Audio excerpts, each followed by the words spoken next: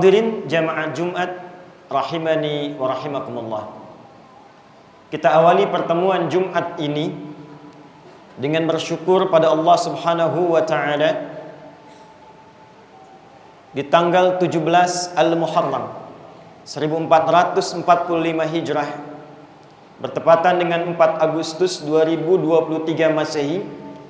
Dari sekian hamba Allah yang tengah beraktivitas, kita yang masih diperkenankan oleh Allah untuk beriman kepada Allah Subhanahu wa taala. Kita juga bersyukur dari sekian hamba Allah yang mengaku beriman kepada Allah, kita yang masih diberikan hidayah dan terpilih untuk membuktikan keimanan itu dengan menunaikan ibadah Jumat di Masjid Taqwa ini.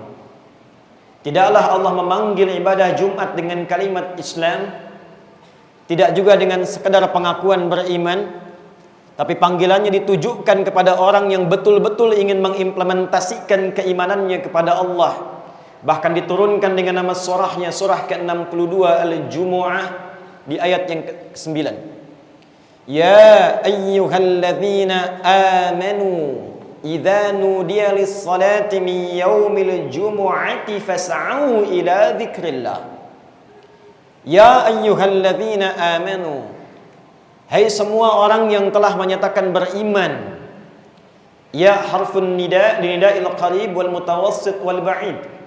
Ya huruf untuk memanggil, disebutkan 361 kali dalam Al-Quran, memanggil yang dekat, menengah dan jauh. Ayyuha, ayyunya munada berfungsi menguatkan, haknya tanbih berfungsi mengingatkan. Disebutkan 150 kali dalam Al-Quran, menunjuk bahwa jika ada informasi yang disampaikan dengan ayyuha, informasinya begitu penting sehingga Allah harus mengingatkan dan menguatkan. Alladzina disebutkan 1080 kali dalam Al-Quran, mencakup semua tanpa kecuali. Besar, kecil, tua, muda, berjabatan, tak berjabatan, apapun profesinya. Ya ayyuhalladzina amanu, hai semua yang telah menyatakan beriman kepada Allah. Besar, kecil, tua, muda, apapun jabatan dan profesinya, dimanapun kau menangkat, dimanapun kau menempat, dekatkah, menengahkah, jauhkah, aku ingatkan, kata Allah, aku tekankan. Idza nudiya lis-salati min yaumil jumu'ati fas'au ila dzikrillah. Jika engkau masih merasa punya iman, maka buktikan keimananmu bila telah tiba panggilan dari masjid untuk menunaikan Jumat. Responlah panggilan Jumat itu dengan imanmu. Berbahagialah di antara sekian hamba Allah yang beraktivitas, kita yang masih diberikan hidayah oleh Allah untuk mempertahankan iman itu dan membuktikannya dengan menunaikan Jumat di Masjid Taqwa ini.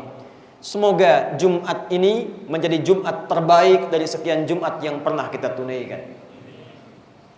Hadirin, dalam setiap kesempatan Jumat, di antara hal yang menarik, Rasulullah SAW senantiasa menyisipkan dalam salah satu pesan kuatnya sebelum memulai khutbah Jumat, beliau mengingatkan kepada seluruh umatnya untuk meningkatkan takwa kepada Allah.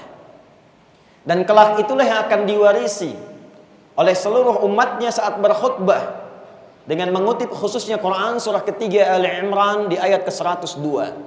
Tatkala Allah berfirman, a'udzubillahi minasyaitonir rajim, bismillahirrahmanirrahim. Ya ayyuhalladzina amanu taqullaha haqqa tuqatih wa la tamutunna illa wa antum muslimun.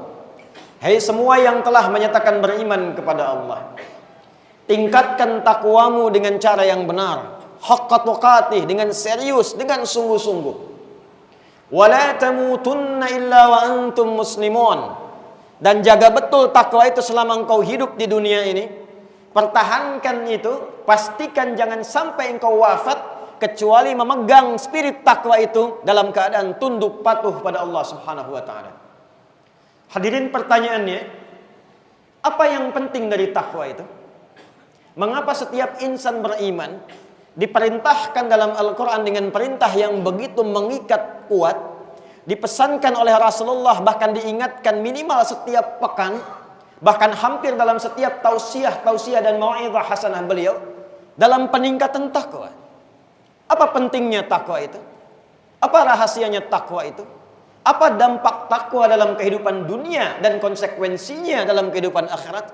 Itulah yang akan kita turunkan dalam pembahasan singkat ini tentang hakikat takwa dalam Al-Quran dan Sunnah Rasulullah Sallallahu Alaihi Wasallam. Hadirin, kata takwa dan derivasinya disebutkan setidaknya dalam Al-Quran sebanyak 240 kali. Dari penyebutan 240 kali ini, Allah membagi keterangan takwa setidaknya pada dua bagian utama. Ada yang terkait dengan hikmah, tujuan, mengapa kita mesti meningkatkan takwa. Lalu setelah membangun kesadaran pada diri kita, betapa pentingnya takwa, betapa mahalnya takwa, istimewanya takwa dalam kehidupan kita, barulah diterangkan oleh Allah bagian yang kedua tentang jalan bagaimana membentuk dan mengoptimalkan takwa. Pada bagian yang pertama ketika kita bertanya, "Ya Allah, kenapa kami mesti bertakwa?" Maka dijawab oleh Allah Subhanahu wa taala dengan jawaban yang sangat beragam. Apakah engkau menginginkan kebahagiaan dalam hidup? Jadi pejabat-pejabat yang bahagia. Jadi pekerja-pekerja yang bahagia. Di rumah tangga, ibu rumah tangga yang bahagia. Anak-anak yang bahagia. Tidak ada satupun di antara kita yang menjawab tidak. Kita akan katakan, ya Allah, kami ingin bahagia. Maka turunlah kemudian firman Allah di Quran surah kedua Al-Baqarah di penutup ayat 189. Wattaqullaha la'allakum tuflihun. Tingkatkan takwamu kepada Allah. La'allakum tuflihun. Aku wujudkan kebahagiaan dalam kehidupanmu. Jadi ternyata ketika kita diperintahkan untuk meningkatkan takwa, Allah jelaskan, takwa jalan menuju kebahagiaan. Jadi kalau ada di antara kita yang sukses di pekerjaannya, champion di perusahaannya, bisnisnya bagus, tapi di rumah tangga nihil kebahagiaan, jabatan tinggi, harta banyak, kehidupan tak bahagia, mungkin yang kurang itu bukan hartanya, yang kurang bukan jabatannya, yang kurang bukan pintarnya. Boleh jadi yang kurang adalah takwanya. Ada lagi yang sedang belajar, yang meniti pendidikannya dari tingkat dasar SD, SMP, menengah, sampai dengan kuliah.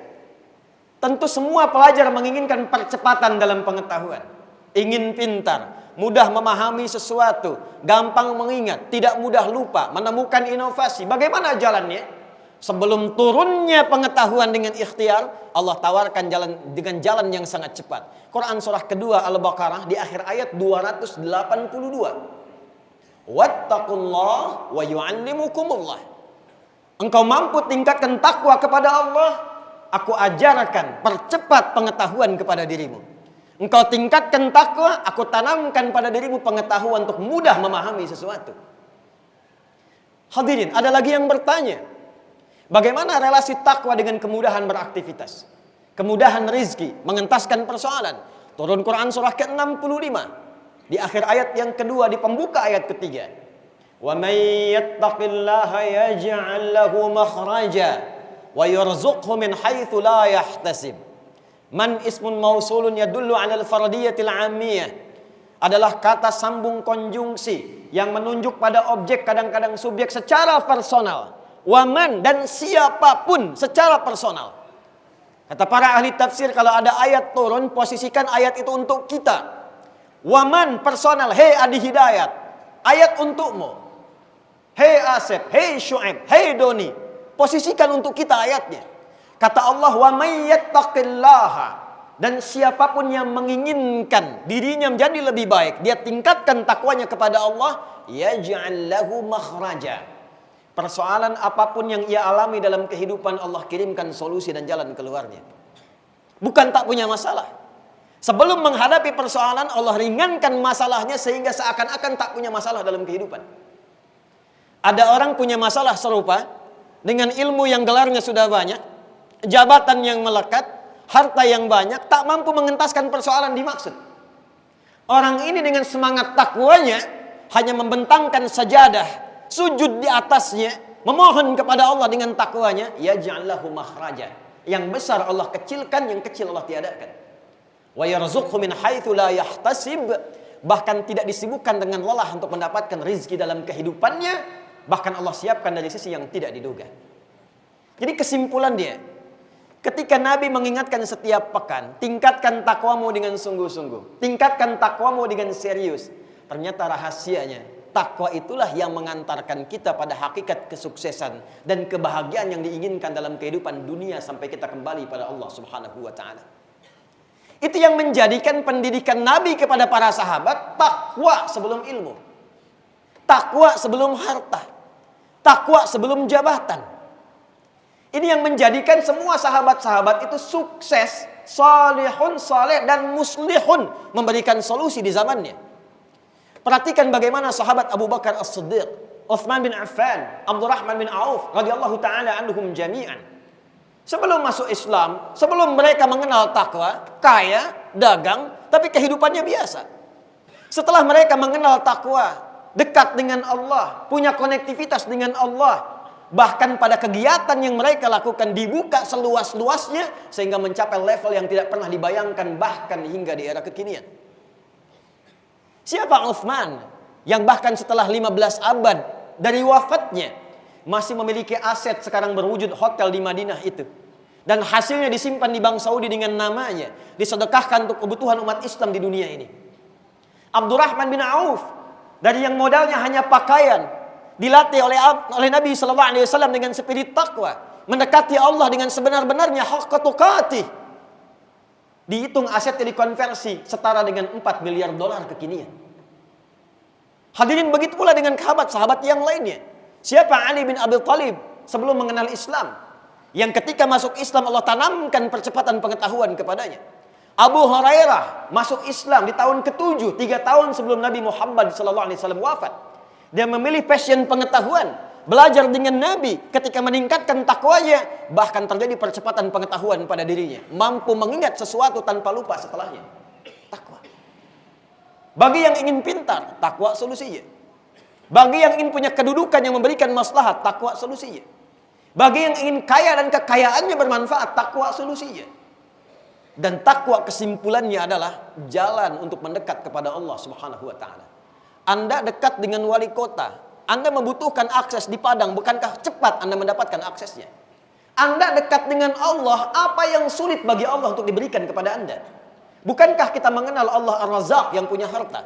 Bukankah kita mengenal Allah Al-Alim yang punya ilmu? Bukankah kita mengatakan Allah Al-Fattah yang punya solusi? Lantas kenapa ketika Anda punya persoalan, Anda tidak mendekat kepada Allah? Lantas kenapa ketika Anda menginginkan rezeki, Anda mesti korupsi? Anda mesti mencuri? Kenapa Anda tidak dekati Allah yang maha segalanya? Kenapa ketika Anda sedang punya masalah, larinya justru ke tempat-tempat yang melahirkan masalah baru? Kenapa Anda tidak curhatkan kepada Allah? Seperti Nabi Ya'qub mencontohkannya. Quran surah ke-12 ayat 86 itu. Innama ashku bathi wa huzni ilallah. Aku kalau curhat, yang pertama aku lakukan membentuk takwa kepada Allah. Tidak ada satupun Nabi dan Rasul yang menjalani kehidupan, membawa misi, kecuali hal pertama yang mereka lakukan mencontohkan takwa dan mempraktikkan serta mengajarkan kepada umatnya. Jadi ketika setiap pekan kita dikumpulkan dalam Jumat, diberikan pengingat tausiah yang pertama tentang takwa, seakan-akan memberikan kesadaran mendalam kepada kita. Hei hamba-hamba Allah yang datang ke Jumu'ah, yang duduk mendengarkan khutbah. Boleh jadi yang datang itu ada banyak persoalan beragam yang ingin dimohonkan. Ada yang tentang bab rizki, ada babnya tentang rumah tangga, ada babnya tentang pengetahuan, ada babnya tentang aspek sosial, tentang pemerintahan. Duduk, datang, curhat sama Allah, minta. Tingkatkan takwa. Itu yang ditekankan. Dan kenapa dibuka dengan kalimat iman? Karena tanpa iman, keyakinan tanpa ragu, mustahil takwa bersemayam dalam jiwa. Kalimat takwa bukan formalitas artifisial yang hanya diungkapkan lewat lisan, didendangkan dalam setiap kesempatan, bukan. Takwa butuh iman, takwa butuh keyakinan, takwa butuh penanaman ke dalam jiwa. Inilah sebabnya ketika kita bertanya bagaimana cara menanamkan takwa itu ke dalam jiwa, maka muncullah segmen yang kedua, pengajaran langsung dari Al-Quran, dicontohkan, dipraktekkan oleh Rasulullah SAW, sehingga takwa tidak hanya menjadi semboyan, tapi betul-betul jadi amalan yang dibawa value-nya dalam kehidupan. Hadirin, ketika kita menyadari takwa begitu penting, Maka datanglah ayat-ayat berikutnya untuk membimbing kita mendapatkan takwa yang dimaksudkan. Quran surah kedua Al-Baqarah di ayat 2 sampai dengan 5 gambaran takwa yang pertama. Dzalikal kitabu la raiba fihi hudal lil muttaqin. Isi Al-Quran ini jangan pernah diragukan sedikit pun. Jadi bila kita berinteraksi dengan Al-Quran, jangan pernah membawa keraguan sedikit pun. Modalnya yakin dulu. Belum paham, belum masuk akal, kita yang belum mampu, bukan tidak logis. Yakini dulu, nanti Allah turunkan hikmah untuk membantu akal kita memahami apa yang belum kita pahami itu. Kalau sudah demikian, hudal lil muttaqin, maka semua isi Al-Quran 6.236 ayat itu sejatinya bukan hanya menjadi bacaan, tapi pedoman kita dalam menjalani kehidupan. Bagi yang pebisnis, pedagang, ada ayat-ayat tentang bisnis. Anda di kesehatan, ada ayat-ayat tentang kesehatan. Anda yang di pemerintahan, ayat-ayat tentang birokrasi.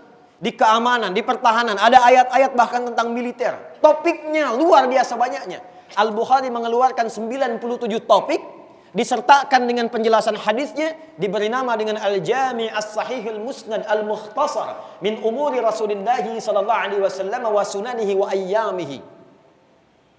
Ini buku saya menghimpun petunjuk-petunjuk dari Quran, penjelasan dari Nabi, ini ayatnya, ini hadisnya, ini topiknya. 97 tema disebutkan di dalamnya. Tapi poinnya adalah, bagi orang takwa, berinteraksi dengan Quran itu tidak dicukupkan pada bacaan. Ia akan pahami isinya, ia akan pelajari perintahnya untuk mewujudkan dan mendapatkan nilai takwa yang dimaksudkan. Apa yang pertama? Kita masuk ayat 3-nya. Alladzina yu'minuna bil ghaibi wa yuqimunas shalah. Jika Anda ingin masuk pada golongan orang takwa al-muttaqin, yang kelak akan diberikan perlindungan oleh Allah, kelak dinaungi oleh Allah, bukan mendapat kebahagiaan, diantarkan langsung ke kebahagiaan dan kesuksesan. Lihat ayat kelimanya. Kita lompat sejenak. Ulaika ala hudam mir rabbihim wa ulaika humul muflihun. Orang-orang yang mampu mengamalkan petunjuk-petunjuk takwa ini, amalan-amalan takwa ini, ulaika kata Allah, ala hudam mir rabbihim, aku langsung bimbing, aku lindungi. Ala, bukan fauqa. Ini ada mic. Mic-nya ada di atas mimbar. Ketika tidak menempel disebut dengan fauqa. Ketika menempel disebut dengan ala. Al-mikrofon alal mimbar. Nempel. Memberikan isyarat, kiasan majazi. Orang-orang yang mampu menunaikan amalan takwa ini begitu dekat dengan Allah. Saking dekatnya seakan-akan nempel. Bukan fisikal, tapi Allah sangat dekat dengannya. Ketika ada yang iseng kepadanya, Allah yang lindungi. Ketika punya persoalan, Allah memberikan solusi.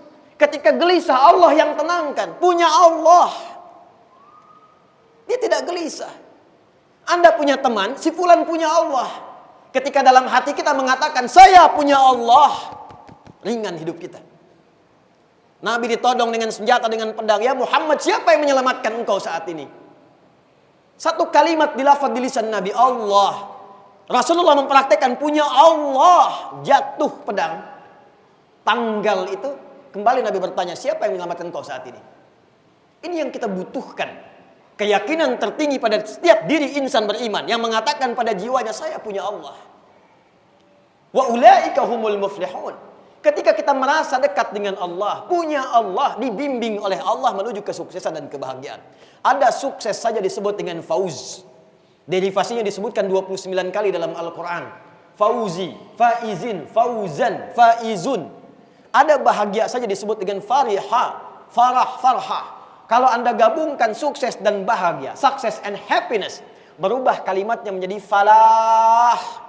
Kalau ingin kita pegang falah itu menjadi aflah. Orangnya muflih, jamaknya muflihun. Wa ulaika humul muflihun. Apa latihan untuk sukses dan bahagia itu? Amalan pertamanya, wa yuqimunas shalah.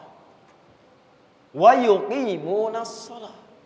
Karena itu panggilan salat yang diviralkan ke telinga kita. Telinga bahasa Arab disebut dengan udhun. Jamaknya disebut dengan adzan. Adzan. Kenapa disebut adzan? Karena kalimat ini, panggilan ini akan sampai kepada setiap orang yang masih punya pendengaran. Karena itulah satu-satunya lafaz, kalimat yang terus akan berkumandang di muka bumi 24 jam itu hanya panggilan azan. Itu yang menjadikan setiap kota, setiap tempat beda sekian menit. Padang sekian menit dengan Bukit Tinggi dengan Payakumbuh. Kenapa berbeda seluruh dunia ini? Supaya kalimat azan berputar diperdengarkan selama 24 jam. Mengingatkan Anda. Apa yang diingatkan? Bukan hanya tauhid, Allahu Akbar, Allahu Akbar. Bukan hanya Rasulullah, asyhadu anna Muhammadar Rasulullah. Tapi penting kita dekat dengan Allah, Allahu Akbar, Allahu Akbar. Penting kita asyhadu an la ilaha illallah. Penting kenal Rasulullah wa asyhadu anna Muhammadar Rasulullah. Supaya dengan kenal Allah, tahu cara beraktivitas, ikut petunjuk Rasulullah, apa yang didapatkan? Hayya 'alal falah. Bukankah ada falah di situ? Kapan kita bisa mendapatkan falah? Ketika amalan falah kita lakukan. Karena itu amalannya ditempatkan sebelum falah. Hayya 'alas shalah. Hayya 'alas shalah. Ayo salat. Anda bertanya, ya Allah, kenapa mesti salat? Allah jawab, kamu tidak salat pun tidak akan menurunkan status Allah sebagai Rabbul Alamin. Tidak akan turun status Allah sebagai Tuhan. Jadi kita diminta salat itu bukan sekadar membuktikan keberimanan kita kepada Allah. Menetapkan kita hamba Allah Tuhan. Buktinya apa? Salat. Tapi menariknya kata Allah, bukan cuma itu yang harus kau lakukan.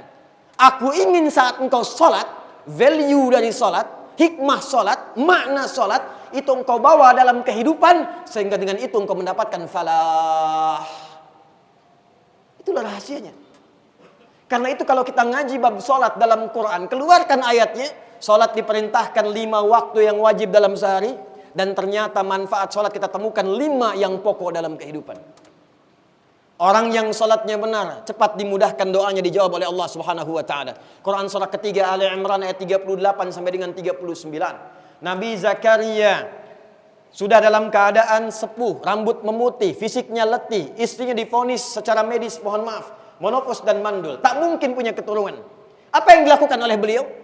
Bangkit menunaikan salat di mihrabnya Maryam, memohon kepada Allah. Hunalika da'a Zakaria rabbah. Qala rabbi habli min ladunka dzurriyyatan thayyibah innaka sami'ud du'a.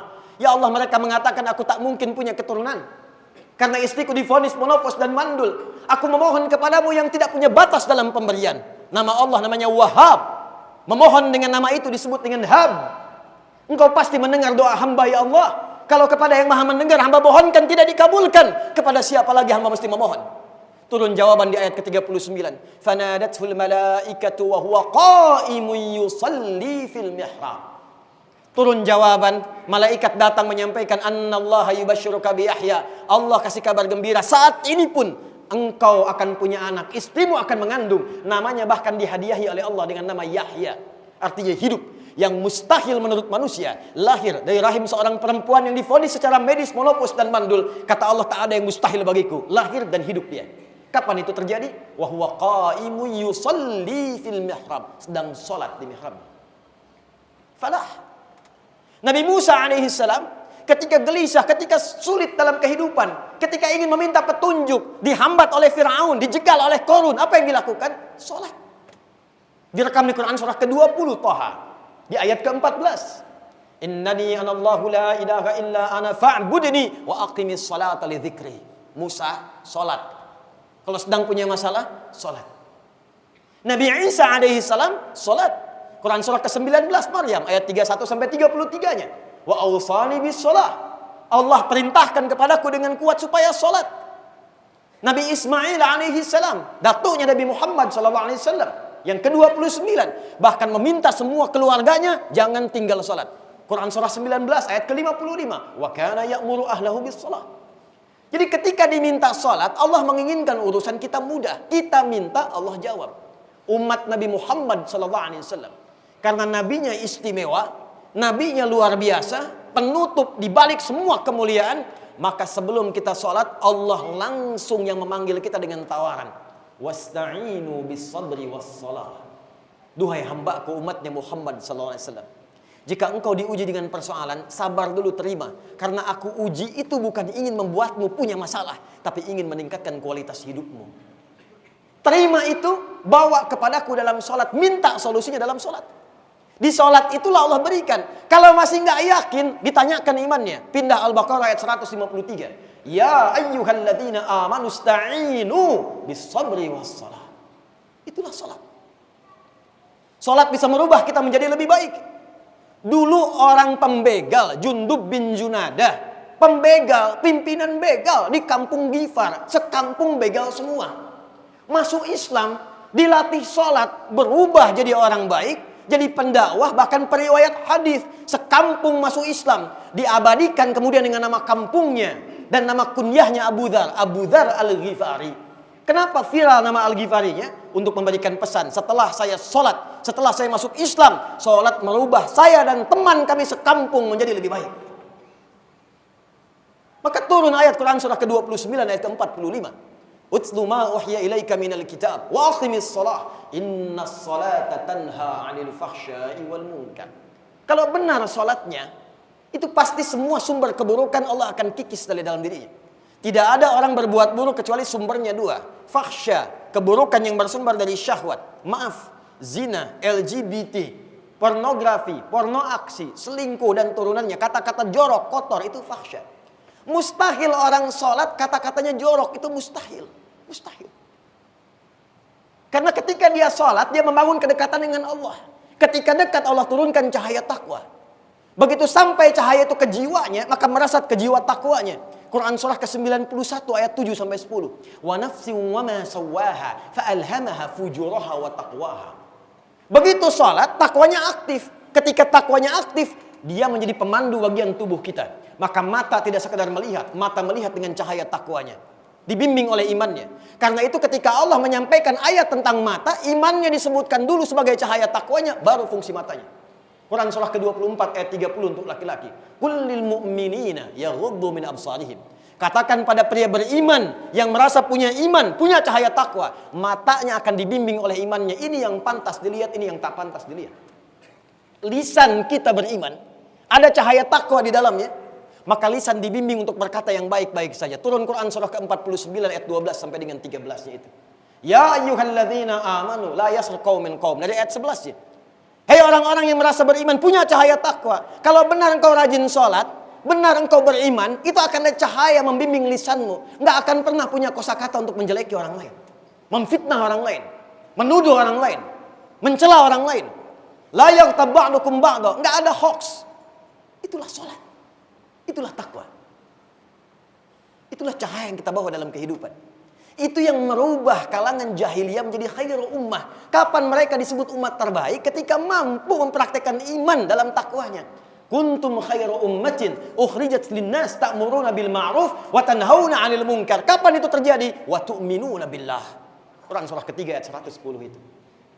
Karena itu hadirin, ketika diminta menunaikan sholat, bukan sekedar kita hanya untuk sekedar datang, menggugurkan kewajiban, rukun dan syaratnya. Datang, apalagi khutbah Jumat, kadang datang, duduk, ngantuk. Kadang ada yang tidur, selesai sholat 2 rakaat dan pulang. Bukan itu yang diinginkan. Coba cek kedekatan kita dengan Allah subhanahu wa ta'ala. Allah mengingatkan bagaimana kalau diwafatkan saat ini. Harapan masuk ke dalam surga. Ingin berjumpa Rasulullah. Ingin surga paling tinggi. Dipanggil sholat masih terlambat. Jangankan sunnah yang wajib kadang diundur-undur, tapi harapan begitu tinggi. Allah dengan sifat Rahman dan Rahimnya ingin memberikan kebahagiaan, ingin memberikan kenyamanan. Itu yang penting kita tangkap dalam konsep takwa yang kita bahas pada kesempatan kali hari ini. Hadirin rahimani wa rahimakumullah. Bagian yang terakhirnya segmen pada takwa ini, jalan yang kedua, bukan hanya membangun hubungan baik dengan Allah dalam bentuk ibadah ritual. Anda boleh cek dalam Al-Quran, hampir semua ibadah ritual yang kita tunaikan, itu disandingkan dengan takwa. Tadi kita dapatkan sholat. Kemarin Ramadan kita puasa, Al-Baqarah ayat 183. Ya ayyuhalladzina amanu kutiba alaikumus siyamu kama kutiba alal ladzina min qablikum la'allakum tattaqun. Kemarin baru pulang dari haji, Al-Baqarah ayat 197. Al-hajju ashhurun ma'lumat, faman farada fihinna al-hajja fala rafatha wala fusuqa wala jidala fil hajj. Wa ma taf'alu min khairin ya'lamuhu Allah wa tazawwadu fa inna khairaz zadi taqwa. Esensinya selalu takwa. Pulang haji bagus, tawafnya bagus, wukufnya bagus, jumrahnya bagus, tapi pulang tidak berubah diri menjadi lebih baik, tidak dapat nilai takwanya. Standarnya takwa.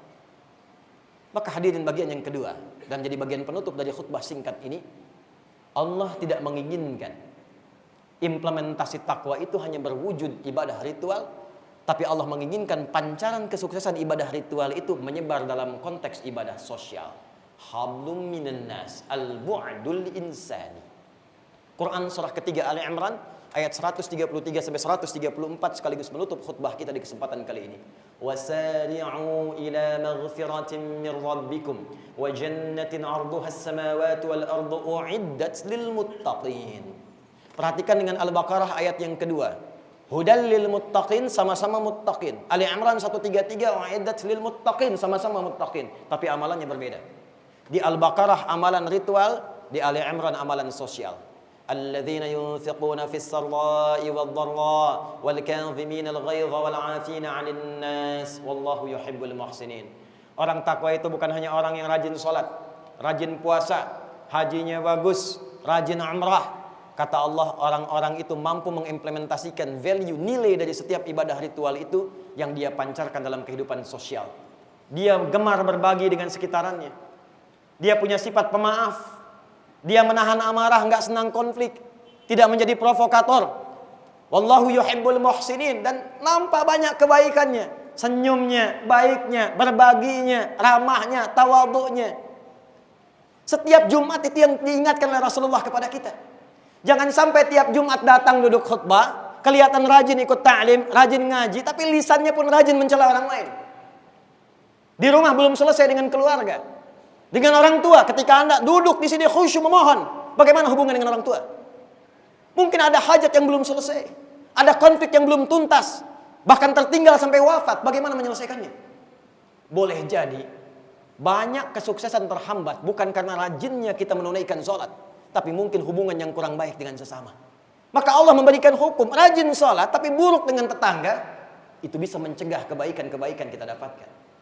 Rajin sholat tak baik dengan orang tua, itu bisa mencegah keberkahan yang seharusnya cepat bisa kita raih. Karena itu ketika disebutkan takwa dalam setiap kesempatan Jumat, maka tanamkan dua hal pada diri kita. Bila diwafatkan pada saat ini, sejauh mana hubungan kita dengan Allah dari ibadah ritual yang telah kita kumpulkan itu, dan sejauh mana hubungan baik dengan manusia sekitaran kita yang saat ini kita banyak berinteraksi dengan mereka. Jangan sampai kita dikalahkan oleh anak-anak kecil yang bahkan belum balik. Seorang Mu'adz, matanya buta, dia tinggal di Mesir. Dia berusaha menghafalkan Quran, lalu meminta ayahnya untuk mengantarkan dengan motor sederhananya. 20 kilo ditempuh dengan kisah nyata yang disampaikan ini. Maka dia bolak-balik untuk belajar Quran, sampai ketika kemudian anaknya yang dibonceng matanya tak melihat itu dia hafal Quran. Ayahnya yang mengantarkan belum hafal. Setiap di jalan murajaah. Ketika viral kisahnya di Timur Tengah, datang seorang wartawan bertanya, "Ya Mu'adz, kalau diperkenankan Allah mengabulkan doamu saat ini dengan Quran yang telah engkau hafalkan, apa yang kau minta?" Wartawan itu menduga dia akan berdoa dengan permohonan Imam Al-Bukhari lewat ibundanya, yang dengan ketaatannya minta disembuhkan buta permanennya. Tapi Mu'adz berkata lain. Dia katakan, "Wallahi, jika saya diperkenankan bermohon di hadapan Allah dan dikabulkan, saya akan memohon kepadanya dalam keadaan saya berdiri dihisab sendirian di hadapan Allah. Tidak ada ayah saya yang menemani lagi, membonceng saya untuk menghafal Quran. Ibunda saya tidak menemani lagi. Saya ingin mengatakan, ya Allah, jikapun amalan saya belum cukup saya bawa pulang untuk menghadapmu saat ini, mohon ringankan siksaku di neraka dengan Quran yang telah aku hafalkan itu." Anak kecil, mata tidak melihat, orang menyebutnya dengan buta, dia belum balik, dia berusaha menghafalkan Quran untuk membawa hujah di hadapan Allah saat hari kiamat. Anda diberikan 40 tahun, 50 tahun, 60 tahun, waktu enak, keadaan banyak, fasilitas lengkap. Untuk sekedar baca Quran saja Anda belum punya waktu. Dan Anda mengharapkan surga Firdaus. Anda mengaku umat Rasulullah. Rasulullah itu orang yang sangat lembut, orang yang sangat luar biasa baiknya, ramahnya, tawadhu'nya, tegas dalam kemungkaran, tapi sikapnya masih baik. Bagaimana sikap melebihi Rasulnya yang kasar kata-katanya? Mengaku umat Rasulullah, lisannya kasar, kelembutannya hilang. Di mana sikap itu ketika dibawa menghadap kepada Rasulullah di haud kelak? Ittaqillaha haitsuma kunta wa atbisil hasanata sayyi'atal hasanata tamhu. Nasihat Rasulullah kepada Mu'adz bin Jabal dan Junub bin Junadah diabadikan oleh Imam An-Nawawi dalam hadis nomor 18 dalam Al-Arba'innya. Nabi menyampaikan, jaga takwa dimanapun Anda berada. Jaga hubungan dengan Allah, jaga hubungan dengan sesama. Pulanglah ke rumah masing-masing jadi ayah yang baik, jadi suami yang baik. Damaikan kehidupan keluarga sebelum kita hidup bernegara. Damai dengan tetangga, baik dengan sesama, dan baiklah dengan Allah, sehingga hidup kita tenang dan wafat dalam keadaan husnul khatimah dengan panggilan yang indah. Barakallahu li wa lakum fil Qur'anil azim wa nafa'ani wa iyyakum bima fihi minal ayati wa dzikril hakim wa taqabbala minni wa minkum tilawatahu innahu huwas samiul alim. Ud'ullaha yastajib lakum jami'an.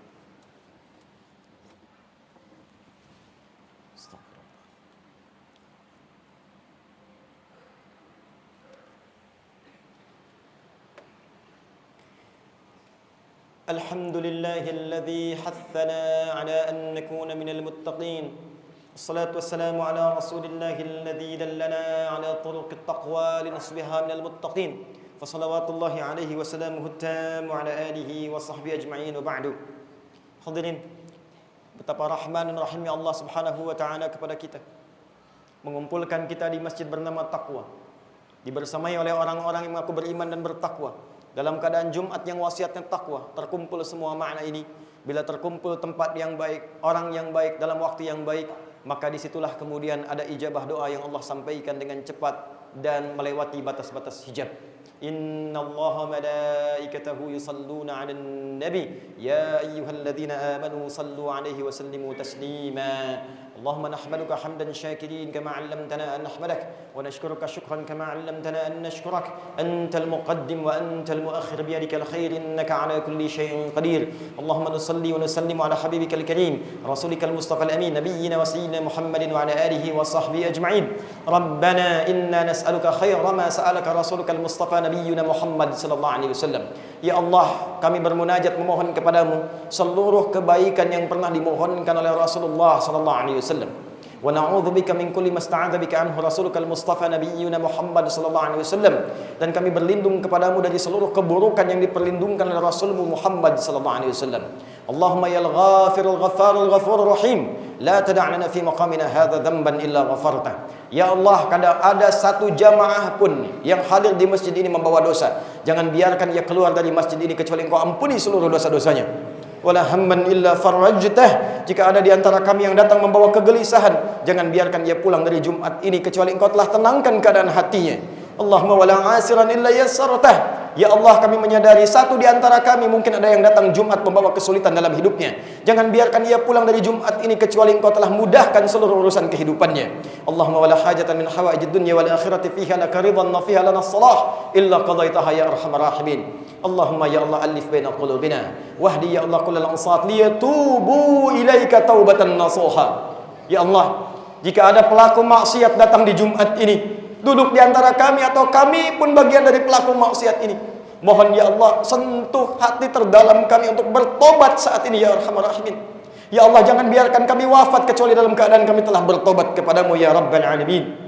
Allahumma alif baina qulubina ati anfusana taqwaha wa zakkiha anta khairum man zakkaha anta waliyuha maulaha. Ya Allah, mohon jernihkan jiwa kami, tanamkan sifat takwa dalam hati kami. Engkau yang menguasai jiwa kami, jauhkan kami dari kotoran-kotoran yang dapat merusak keadaan hati kami. Allahumma ya arhamar rahimin, ij'al baqiyata hayatina hayatan thayyibah wa akhir wafatina husnal khatimah. Ya Allah, jadikan sisa hidup kami setelah Jumat ini sisa hidup yang lebih baik daripada hari-hari sebelumnya.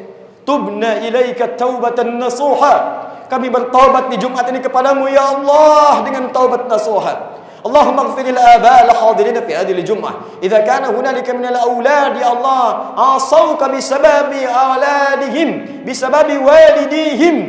Ya Allah, jika ada para ayah yang hadir di Jumat ini dan mendapati anak-anak bermaksiat kepadamu karena ulah atau sebab ayahandanya, maka ampuni para ayah yang hadir di Jumat ini ya Allah. Ampuni kedua orang tuanya ya Allah. Ampuni dosa anak-anak mereka ya Allah. Ampuni dosa keluarga kami ya Allah. Allahumma barik hadhil madinati Padang ya arhamar rahimin. Ya Allah, berkahi kota Padang ini ya arhamar rahimin. Wahfad umara'aha ya arhamar rahimin. Dan mohon jaga, bimbing, berikan hidayah kepada para pemangku kebijakan dan kepemimpinannya ya Allah. Wali kotanya, farkom pindahnya ya Allah, bimbing mereka, berikan hidayah kepada mereka agar berlaku adil dan jujur. Tanamkan keyakinan pada diri mereka bahwa mereka akan dihisab di hari kiamat. Ringankan hisab mereka di hari kiamat ya arhamar rahimin. Allahumma hafadh ya Allah syu'ab Padang ya arhamar rahimin. Waj'alhum muttahidin fi ta'atik. Ya Allah mohon jaga masyarakat Padang ya arhamar rahimin. Jaga mereka dalam kerukunan, kekompakan, kebaikan dalam rahmat-Mu ya rabbal alamin. Jadibna minat tafruqah, dan jauhkan kami dari perpecahan. Allahumma hafadh biladana Indonesia waj'alna baldatan thayyibatan wa anta tardaha. Ya Allah mohon jaga negeri kami yang kami cintai Indonesia ini ya Allah. Jauhkan dari perpecahan, satukan kami dalam kebaikan. Bimbing ya Allah para pemimpin kami agar bersikap adil dalam kebijakan yang meringankan hisab mereka di hari kiamat. Wahfadh ulama'ana waj'alhum ya Allah mukhlasin lakad-din. Ya Allah mohon jaga para ulama kami. Ikhlaskan mereka dalam dakwah mereka ya Allah. Kompakkan mereka dalam kebaikan, jauhkan dalam perpecahan. Allahumma ya Allah ij'al akhir wafatina husnal khatimah. Khafif lisanana linaqula kalimat at-tauhid la ilaha illallah Muhammad Rasulullah. Ya Allah, bila pun Jumat ini tiba waktu kami untuk berpulang, bila kami wafat di Jumat ini, kami mohon ya Allah, ringankan lisan kami untuk mengucap kalimat tauhid dalam sakaratul maut kami, la ilaha illallah Muhammad Rasulullah.